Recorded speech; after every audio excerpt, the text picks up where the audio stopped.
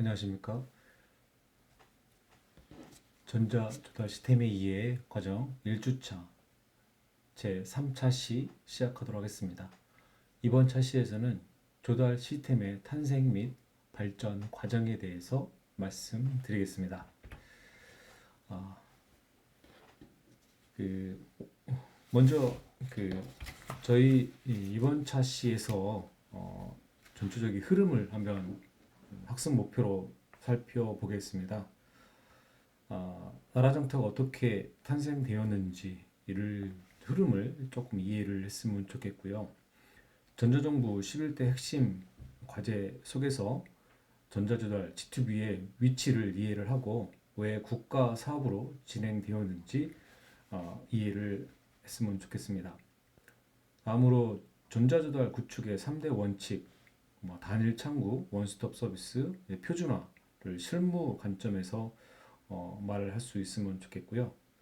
나라장터의 4대 메인 프로세스, 전자입찰, 전자계약, 전자지불, 온라인 쇼핑몰 등의 단계별로 설명을 할 수 있으면 좋겠습니다.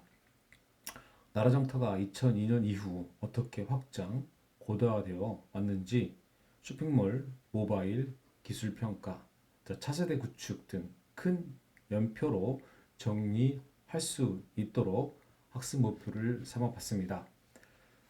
전체 타임 시간은 40분 정도로 생각을 하고요. 첫 번째 내용에서는 본 차시에서 주요 키워드가 어떤 키워드가 있는지를 한번 보고요.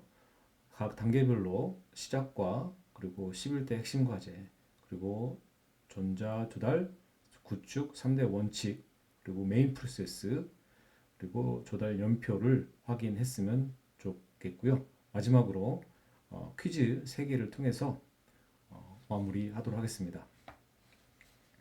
오늘 핵심 키워드만 먼저 살펴보도록 하겠습니다. 전자정부 11대 핵심 과제, 여기에 나라 정타가 있었습니다. 그리고 단일 창구, 원스톱, 표준화, 이거는 전자조달의 핵심 3개의 원칙이고요. 그리고 이 서비스를 구동하기 위한 전자 입찰 그리고 계약 문서 등을 입찰 관련된 내용의 개찰 전까지 암호화하는 방식의 PK 공개키 개인키 암호화 방식 그리고 기초금액에 따른 복수 예비 가격 예정 가격 적격 심사 전자계약 전자지불 온라인 쇼핑몰 반복적으로 나오는 키워드도 있는데요. 관련된 핵심 키워드를 한번 살펴보고 설명하는 과정에서 이해를 하고 마지막에 한번 정리하도록 하겠습니다. 전자조달 시스템의 시작. 제가 조달청에 입직을 하기 전 10여 년 전 이상 거슬러서 2002년도에 나라정타 구축이 되었다고 하네요.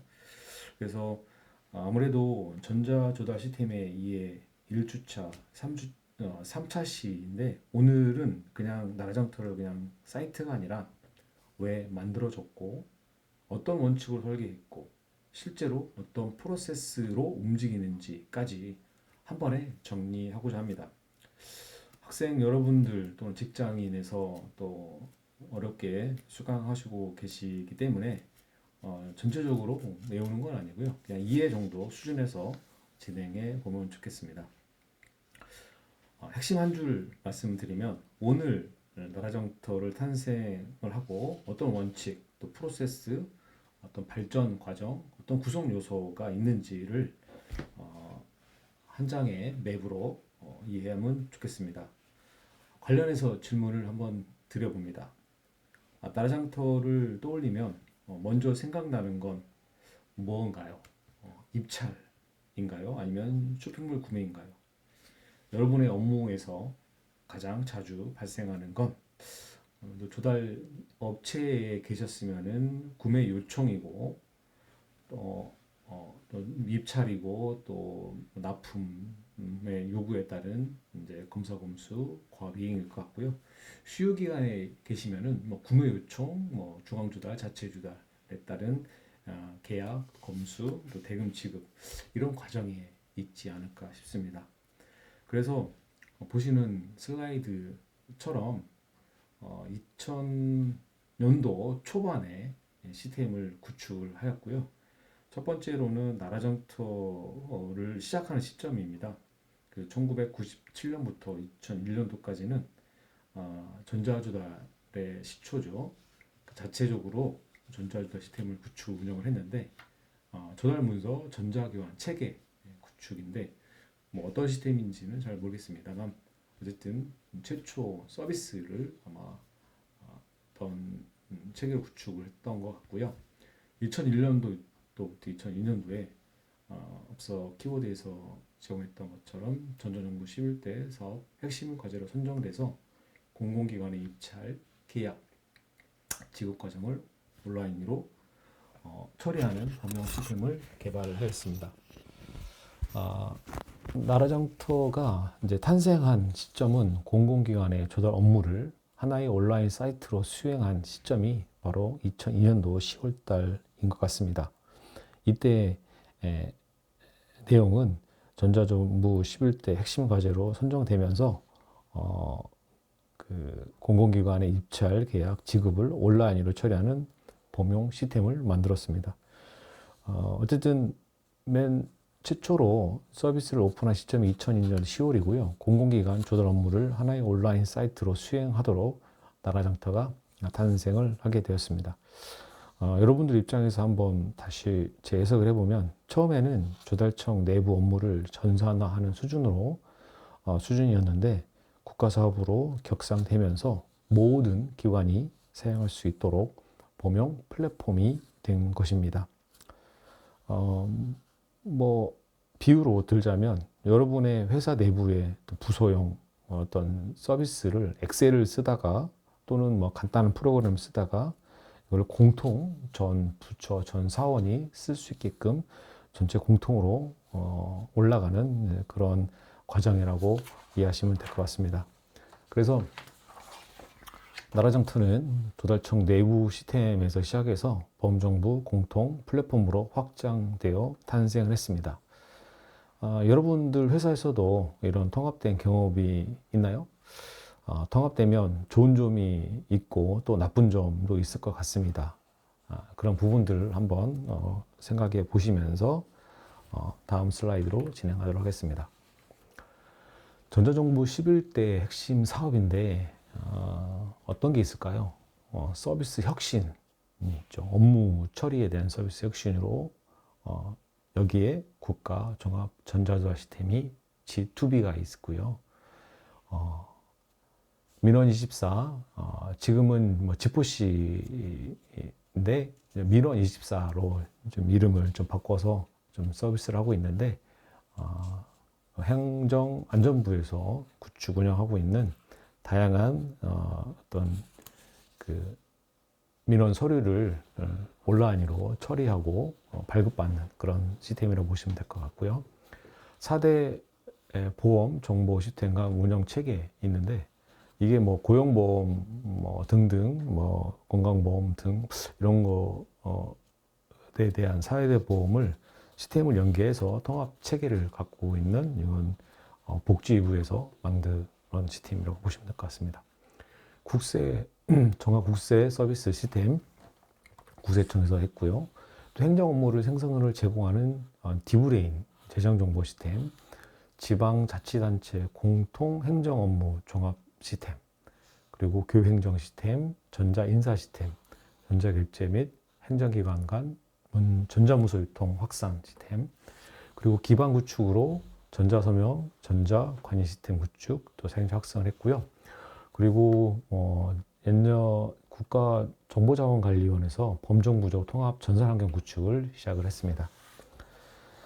이런 시스템을 돈을 많이 들여서 구축을 했고 그만큼 이제 사용자와 국민들 입장에서 많은 서비스 혜택을 받고 있는 게 현실이고요.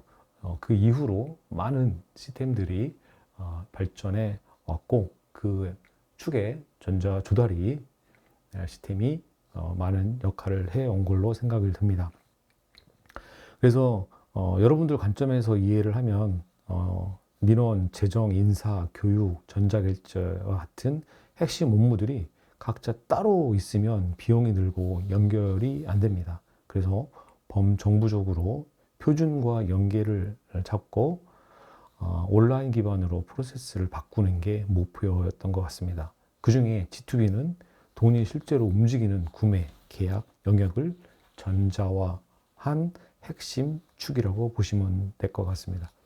여러분의 회사에서도 회계, 인사, 결제, 구매가 연결되지 않으면 많은 추가적인 일들이 생기듯이 아마 정부도 마찬가지일 것 같습니다.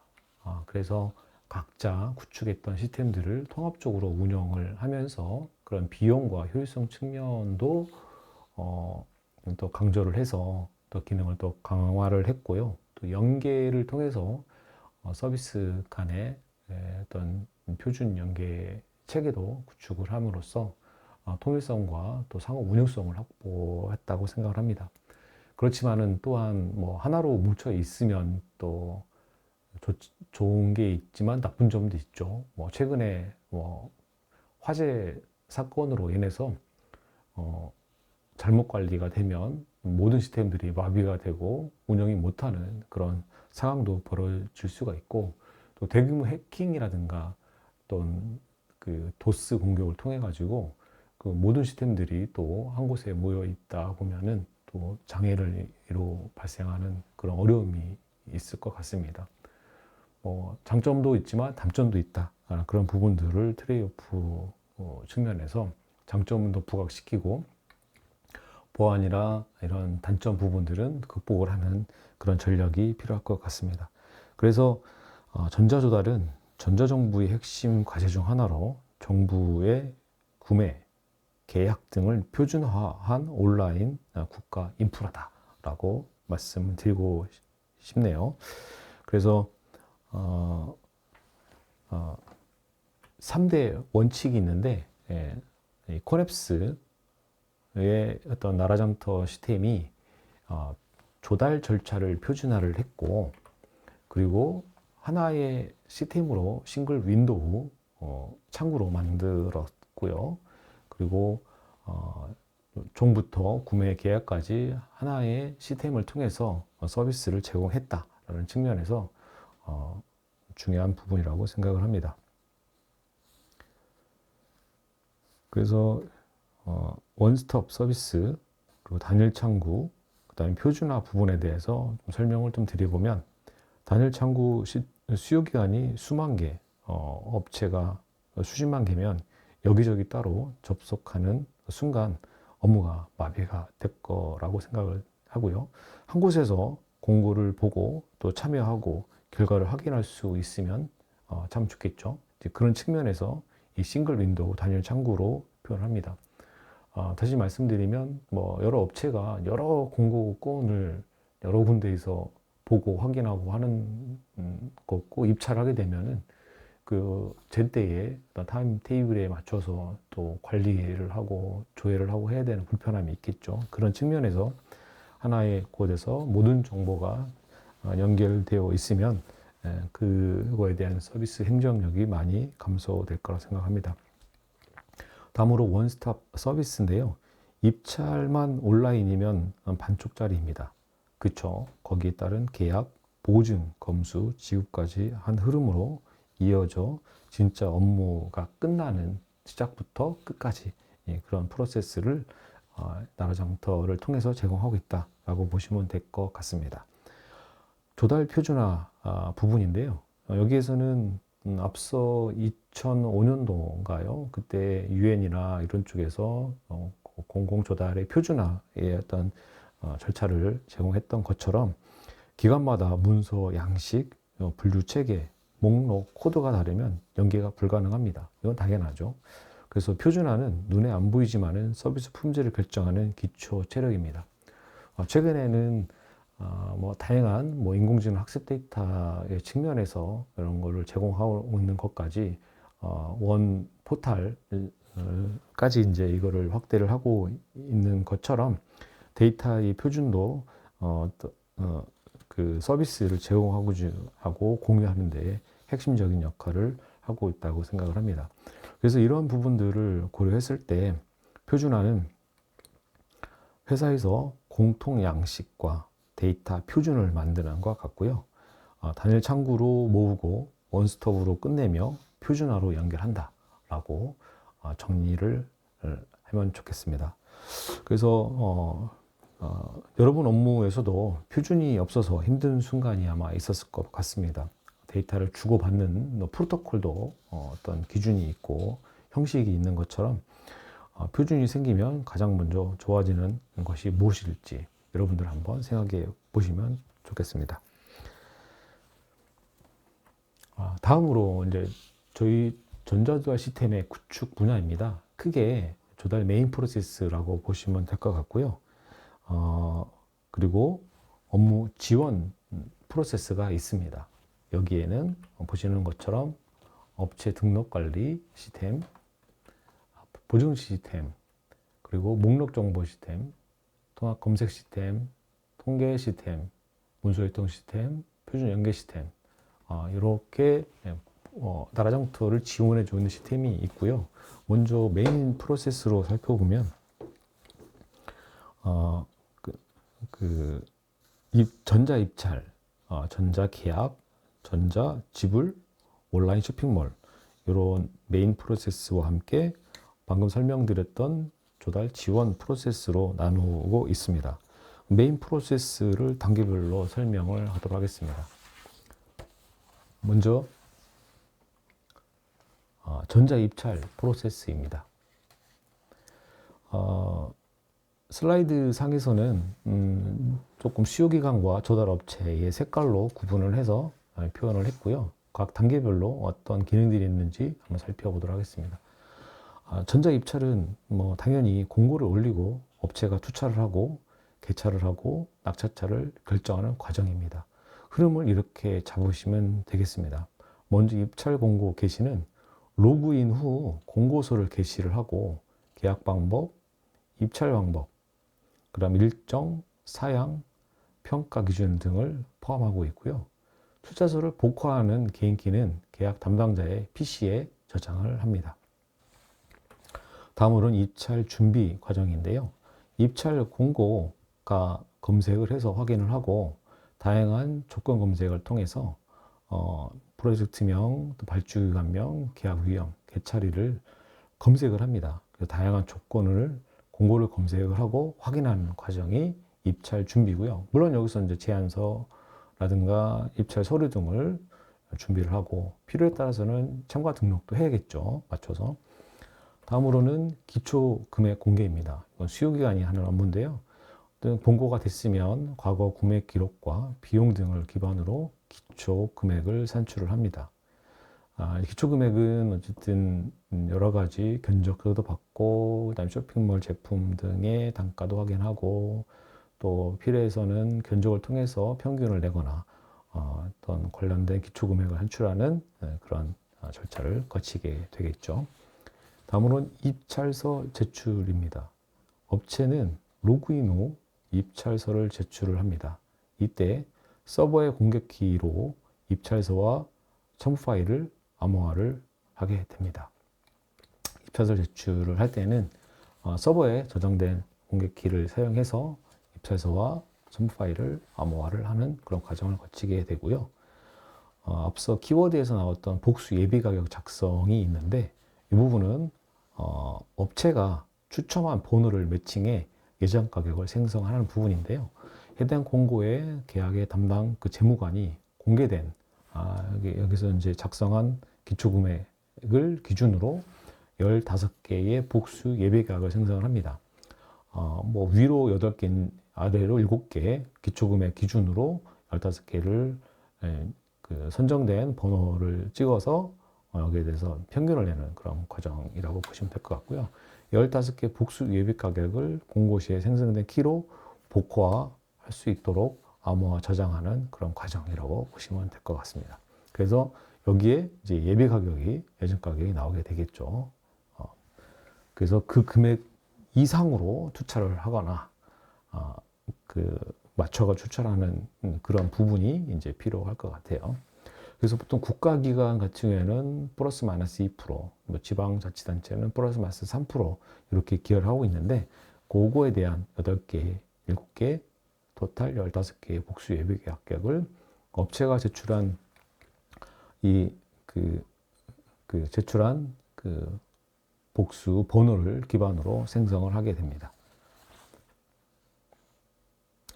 그리고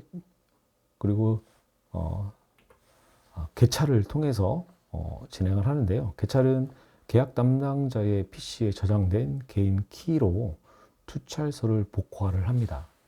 그죠? 그래서 15개 복수 예비 가격과 투찰 시 업체가 제출한 추천 번호에 매칭하여 예정 가격을 생성을 하고, 그리고 입찰 참가 자격, 사전 판정 및 개찰 수행을 통해서 가격 순으로 입찰자 목록을 공개를 합니다. 그래서 유찰 또는 적절한 사유에 따른 재입찰을 진행을 합니다. 필요에 따라서.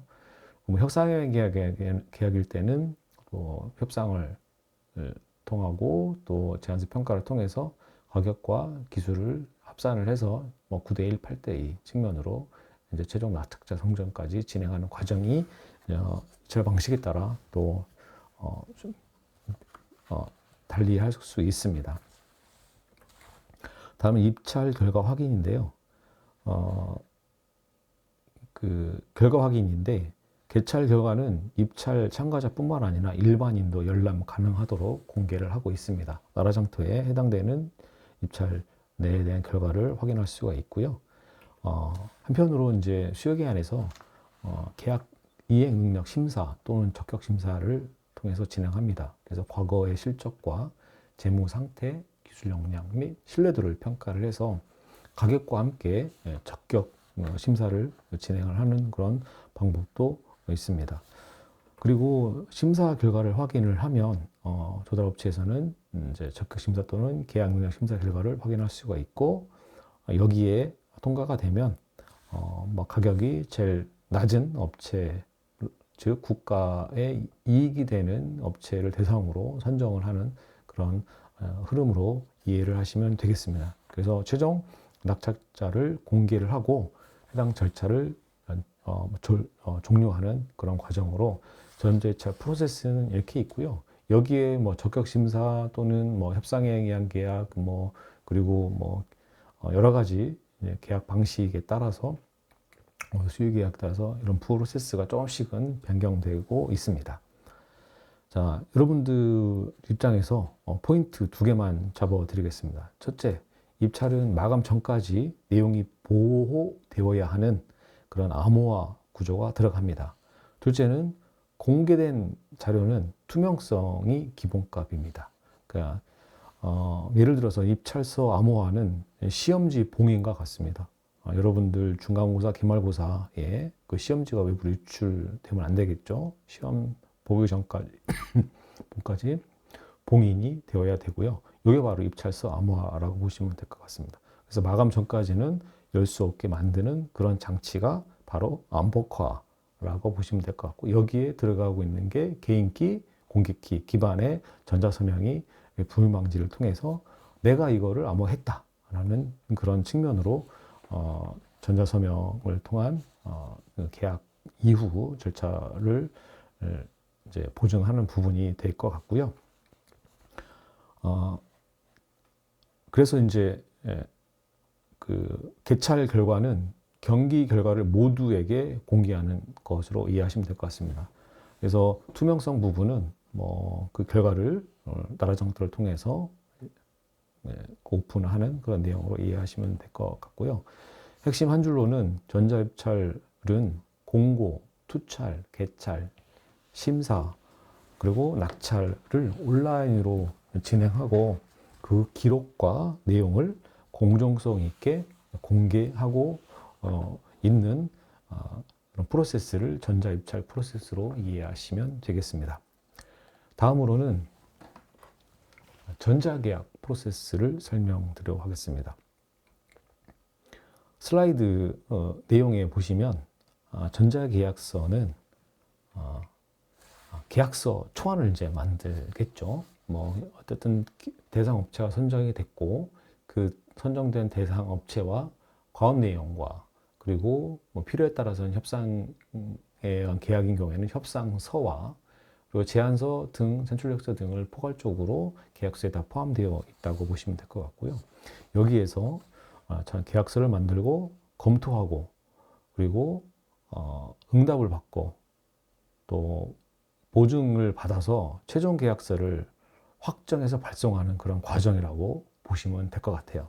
그래서 흐름은 보시는 것처럼 수요기관이 계약서 초안을 준비를 합니다. 못하네요. 초안을 준비를 하고 주계약자 및 공동계약자에게 전송을 합니다. 공동계약 방식에서는 가장 지분이 많은 업체가 주 사업자 그리고 부사업자가 공동계약으로 하는 방식이 있습니다. 그래서 그 담당자에게 지분율이 얼마고 이만큼 해서 이런 계약이 됐다라고 통보를 해서 거기엔 전자적으로 이제 발송이 되겠죠. 그래서 여기에서는 계약 일반과 세부 정보 사항을 포함을 해서 제공을 합니다. 그래서 계약 제목, 기간, 가격, 계약자, 지분율 등 세부 내용을 계약서 초안에 포함되어 있습니다.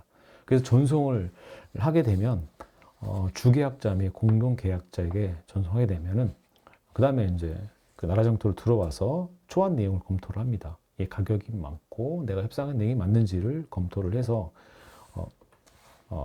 계약서 응답을 OK를 하면은 발주기간에 계약서 응답서가 전송이 됩니다.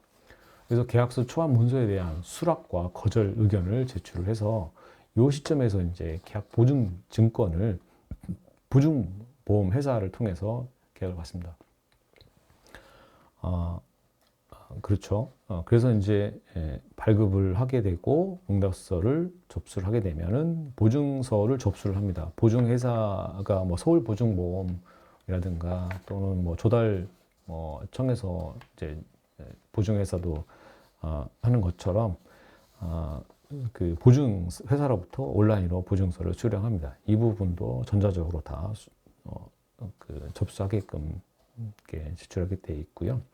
최종 계약서는 응답서를 접수를 하고 계약 보증서를 해당된 기관으로부터 온라인으로 수령을 하게 됩니다. 이때 그 비율이 있죠. 그 비율만큼 보증 증권을 발행을 해서 하게끔 돼 있고요. 이 보증 증권도 이 업체의 신인도라든가 이런 것들을 고려해서 이렇게 평가하는 걸로 알고 있습니다. 그래서 최종서 계약서를 발송하게 되면 계약자의 의견을 반영한 후 최종 계약서를 주계약자 및 공동계약자에게 전송을 해서 마무리하는 그런 구조를 갖고 있습니다. 그래서 전자계약은 메일로 주고받던 계약의 표준 양식과 절차를 시스템화한 거로 보시면 될 것 같아요. 예전에 뭐 관인 찍고 뭐 중간에 접어서도 찍고 뭐 이런 어떤 행위를 했던 내용인데 전자계약은 계약문서의 작성, 합의, 보증, 확정을 온라인으로 표준화한 흐름이라고 보시면 될 것 같습니다. 질문 드리겠습니다. 여러분은 계약서에서 가장 자주 발생하는 이슈가 어떤 내용일까요? 내용인가요? 아니면 절차인가요? 보증이 필요한 이유를 한 문장으로 한번 고민해 보십시오. 어떤 의미일까요? 그렇죠. 저는 이런 질문에 대한 내용은 일단 절차가 뭐 제 입장에서는 좀 중요했던 것 같습니다. 그런 절차가 어떤 표준 흐름과 지침 가이드에 따라서 단계적으로 진행하면서 생기는 그런 내용이 표준화가 돼 있고 그거를 누구나 그 중간에 열어보지 못하게끔 그 기밀성과 또 부인 방지와 무결성을 확보를 해야 되는 측면이 있고요. 보증이 필요한 이유는 뭐 업체가 갑자기 못하겠다 꾀꼬리하고 나갈 수도 있잖아요. 그런 부분들에 대해서 담보로 잡고 그 부분을 보증회사로부터 뭐 이렇게 돈으로 받든 어떻게 보상을 받는 그런 체계를 보시면 될 것 같아요. 그래서 우리 뭐 자동차 보험 보험금 내듯이 이렇게 보험금을 지불을 우리가 담보로 할 수 있는 그런 체계를 필요하기 때문에 모든 그 계약에 입찰 보증금도 받고 계약 보증금도 받고 또 성금 이후에 성금 또 하자 보증권도 이렇게 저희가 요청을 해서 받고 있는 게 현실이라고 보시면 될 것 같습니다.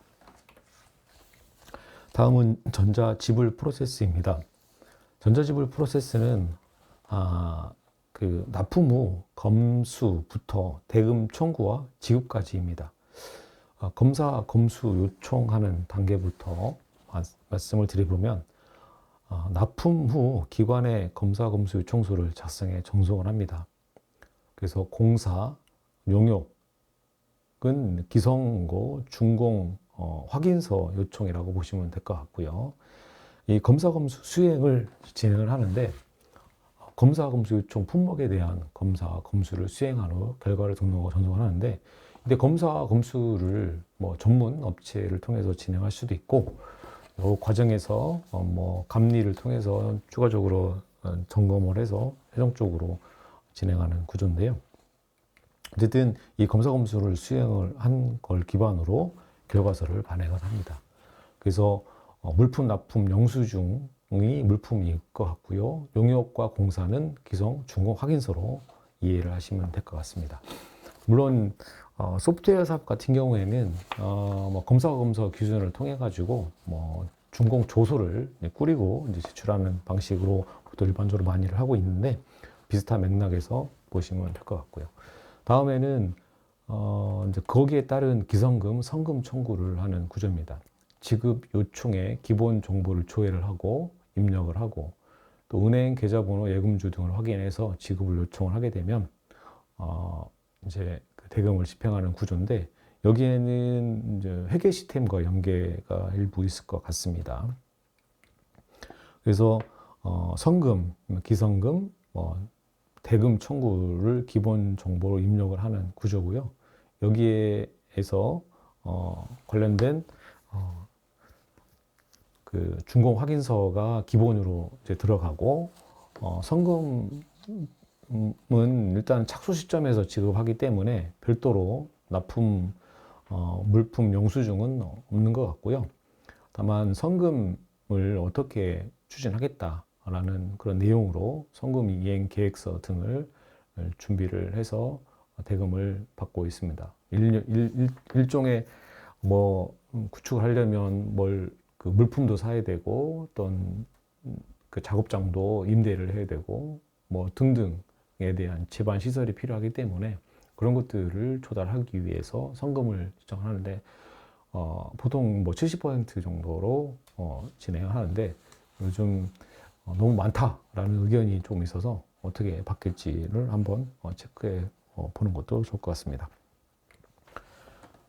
다음으로는 지급 결의 및 지불 요청입니다. 공공기관은 공급업체가 나라장터를 통해 전송한 지급 요청서를 접수를 하고 세금계산서, 완납증명서 등 지급 관련 정보를 확인하고 지급 결의를 진행을 합니다. 이렇게 되면은 나중에 이제 공급업체에게 이제 대금이 지금이 이체가 되는 내용으로 이해하시면 될 것 같고요. 검사 검수 요청을 원인 행위를 해서 수요기관이 해당되는 내용의 검사 검수를 확인해서 전송을 하고, 여기에 따른 검사 결과서를 이제 수요기관이 발행을 해서 통보를 합니다. 그에 따라서 기성고 또 잔금 부분들을 이제 신청을 해서 이거를 이제 세금계산서라든가 완납증명서 등 그런 관련된 제반 사항을 검토를 해서 최종적으로 돈이 나가는 그런 전자지불 프로세스가 포함되어 있겠습니다. 조달청에서는 보통 그 위임을 해서 저희들이 진행하는 구조도 있지만 그 수요기관이 직접 수행을 하는 그런 과정도 많이 있습니다.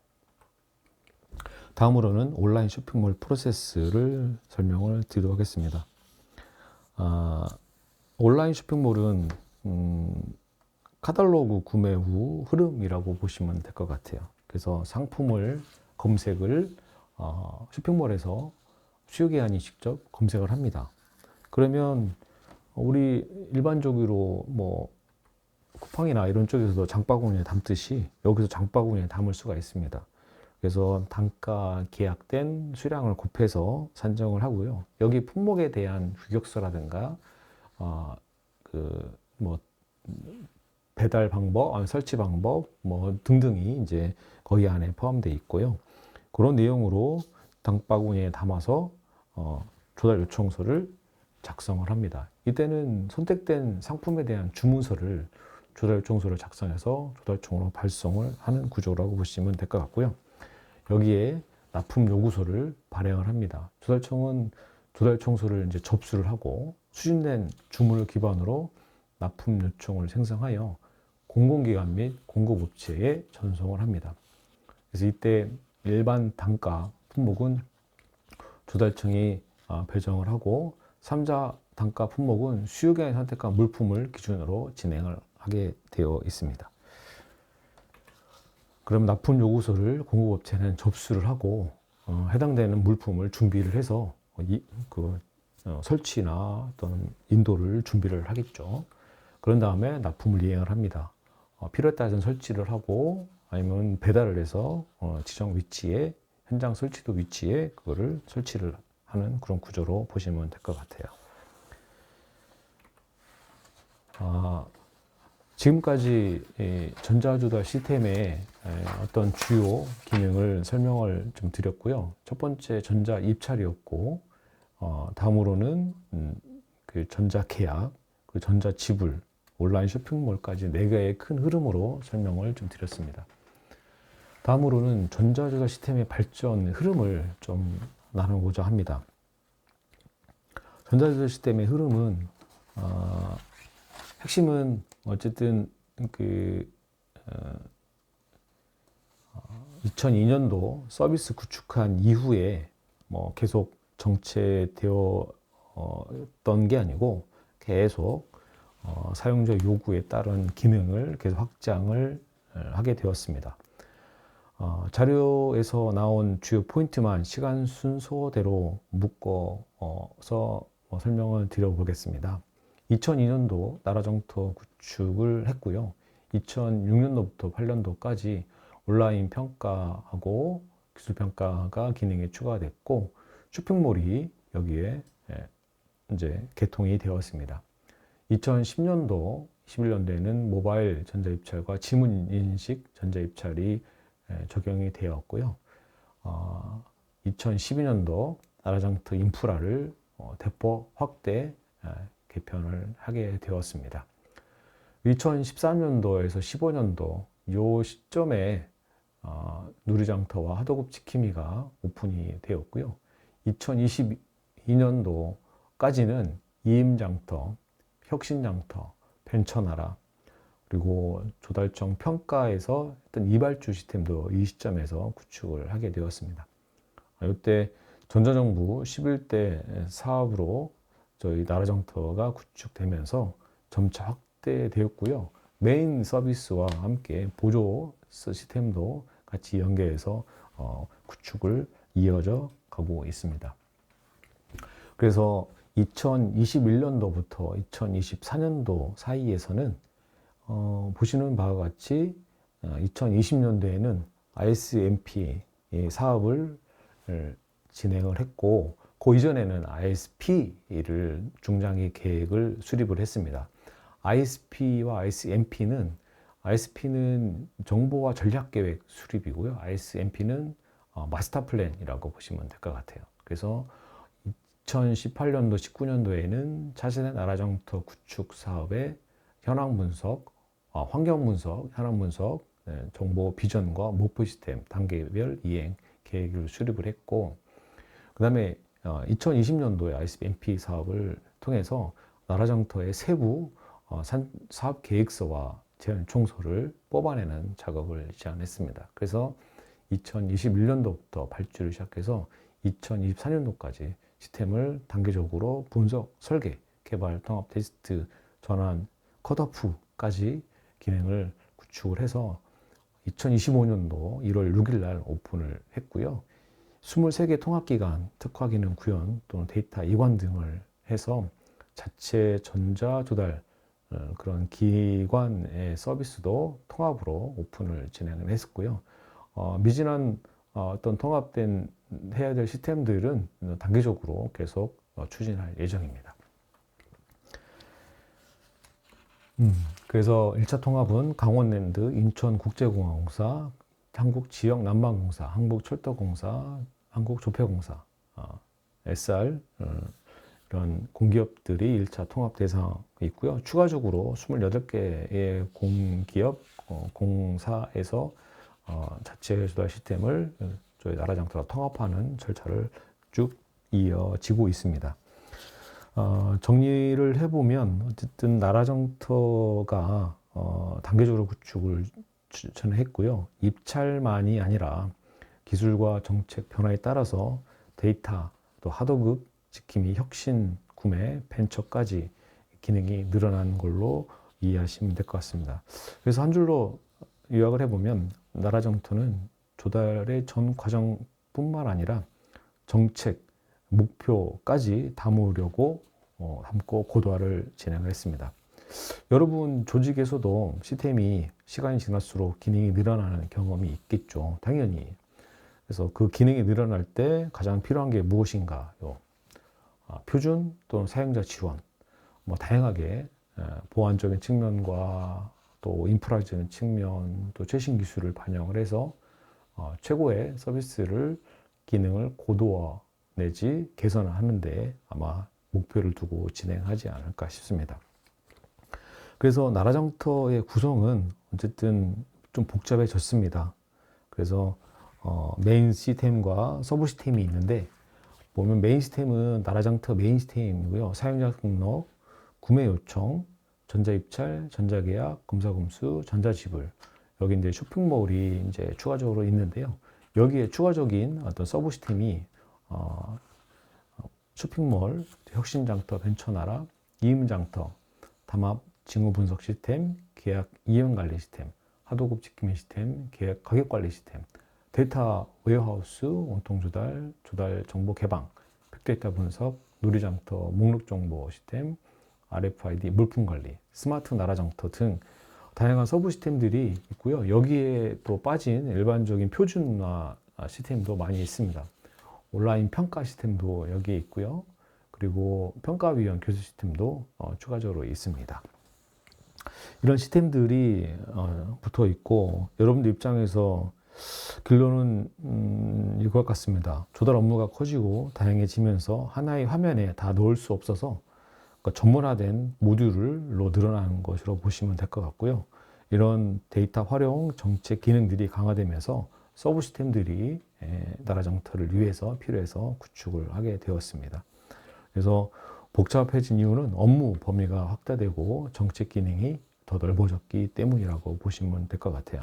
그래서 메인 프로세스, 입찰, 계약, 지급, 쇼핑몰 중에서 어떤 걸 먼저 여러분들 좀 공부해 보고 싶으신가요? 서브 시스템은 나중에 배우면 되는데 어쨌든 이 서브 시스템도 우리 나라장터 이제 실습이 있잖아요. 그 부분을 이 부분을 조금 더 각 기능별로 여러분들 소개하는 과정을 좀 나누고자 하고요.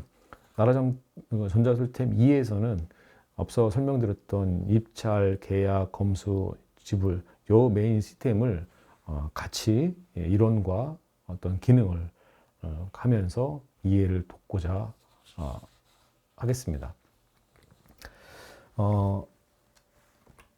이 부분이 이제 조달청의 허브라고 보시면 될 것 같습니다. 자, 이제 마무리를 해보고자 합니다. 앞서 말씀드렸던 이 장표 차수의 핵심 키워드는 전 정부 11대 핵심 과제가 있었죠. 이거는 국가가 시스템을 통합 표준화해서 생산을 높여주는 전 정부 과제라고 보시면 될 것 같고요. 2000년도 초에 아까 핵심적인 서비스 행정 표준이라든가 국가정보자원관리원의 통합전산 센터를 구축하거나 국세 또 디브레인이라든가 그리고 원나라 쪽의 어떤 서비스 영역 등 다양하게 행정과 어떤 서비스 표준을 그리고 공동 인프라 측면에서 가져갔던 사업 중에 저희 나라장터가 포함되어 있었다라고 이해하시면 될 것 같고요. 그 핵심적인 기능의 부분이 단일 창구 기능을 하고 있습니다. 업체가 한 번에 등록하고 여러 기관의 거래를 단일 창구를 제공했고요. 입찰뿐만 아니라 계약, 검수, 지급까지 한 흐름으로 처리하는 원스톱 서비스를 제공했다. 그리고 기관마다 문서, 코드가 달라 생기는 혼선을 줄이는 과정을 조달 표준화를 통해서 관리를 했다라고 이해하시면 좋겠습니다.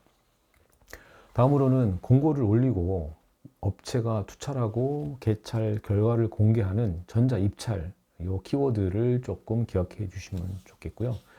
이 과정에서 공개키, 개인키 암호화가 필요한데요. 투자서가 마감 전에 열리지 않도록 보호, 관리하는 암호화 기술입니다. 다음 주차에 여기에 해당되는 전자 서명 방법과 전자 봉투 이런 부분들을 좀 해시에 대한 함수를 좀 공유를 해 드릴 예정이고요. 핵심적인 거는 개찰 전까지는 암호화가 반드시 필요하고 그 이후에는 공개성이 누구나 다 공감할 수 있는 정보를 공개하는 게 필요합니다.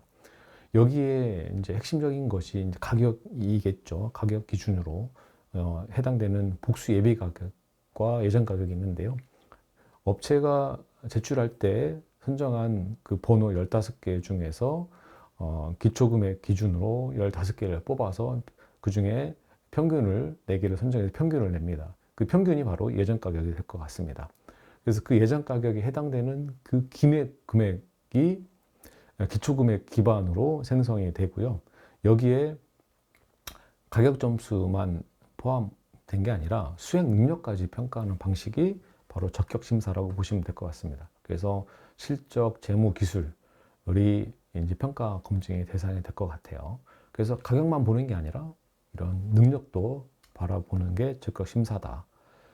그리고 다양한 입찰 방식이 있습니다. 이건 예를 들어 설명을 드린 거고요. 뭐 협상이행 계약도 있고, 그다음에 뭐 우수 제품 심사라든가 이런 평가가 수반되는 입찰 방식들이 다양해 있고, 뭐 2단계 경쟁 입찰도 그 중에 한 내용으로 보시면 될 것 같습니다.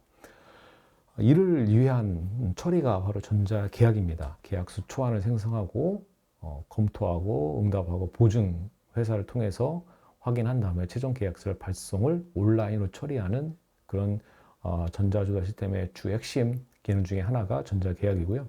전자지불은 검사 후 성금, 기성금, 대금 청구와 지급 결의를 관련된 전자 그 시스템을 통해 가지고 처리를 하고 있습니다. 아울러서 온라인 쇼핑몰도 지속적으로 나오는 키워드인데요. 카탈로그를 기반으로 검색, 주문하고 납품을 빠르게 하는 서비스몰로 보시면 될 것 같습니다.